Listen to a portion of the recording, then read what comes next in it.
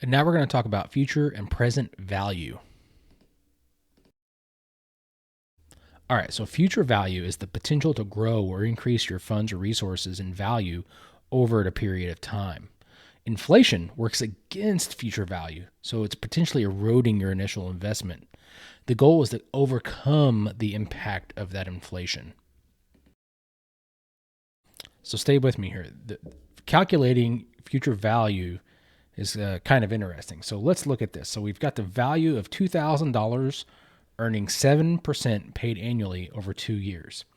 So we've got our original value, which is the 2,000, which is P, and we have the number of years, 2 as N, and then we have the principal and interest, where it's going to be 2,000 times 0.07, right? And then what we're going to do is we're going to add $2,000 plus our 2-year interest rate. We're going to get $2,280.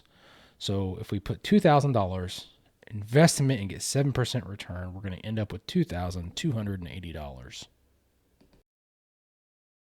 So we're going to look at compounding interest. Overall, this can get pretty complex. We're going to try to make it real simple. We're not going to be bankers coming out of this class by any means. So let's just say we had an initial investment or initial loan of $10,000 on a 5-year note at 8% interest. For compounding interest, what we'll do is we'll say the interest on the first year is 8%. So we're looking at $10,800. If we make no payments within that first year, our new principal is $10,800, and we're going to pay an additional 8% interest on that. If we pay that down, let's just say over the year we made $5,000 in payments, then our new principal would be $5,800, and we're going to make payments on that as far as our interest and going forward over the next year. Overall, future value is a key revenue strategy for organizations.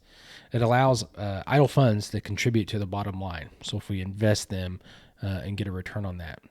It also allows the organization to protect its purchasing power against inflation. So if we have money just sitting there, as inflation rates go up, our purchasing power actually decreases if we're not getting interest on that money. So now let's look at present value. So present value is used when we target a specific future value that we need to get. So it allows the manager of finances to know how much to invest at a given interest rate to achieve a targeted value. So let's look at a quick formula. So let's just say we need $40,000 in 2 years to make a purchase, whatever that may be. We have $20,000 available now, and we'll have another $20,000 available at the end of 2 years.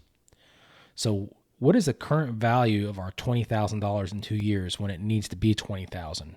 So stick with me here. So we need to look at the inflation impact on that first $20,000. So what is the present value of the future sum of $20,000 when we invest at 6%?